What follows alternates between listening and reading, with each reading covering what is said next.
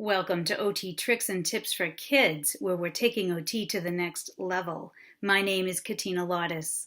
Remember, if you don't see your topic, just write in so that I can address it. And please don't forget to subscribe.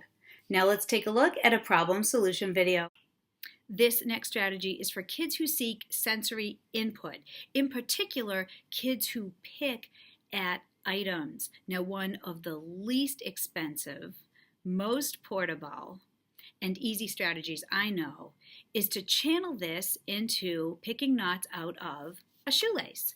So you take a shoelace, which could be from an old pair of shoes that your child has outgrown, or maybe you just go buy some shoelaces at the store, and what you want to do is tie little knots in it and have your child pick the knots out of the shoelace. What's great is that you can take this strategy pretty much anywhere.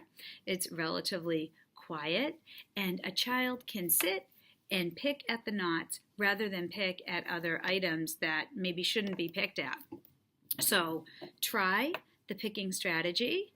Remember that sensory input often helps kids feel more calm and relaxed. So this also might have that added benefit.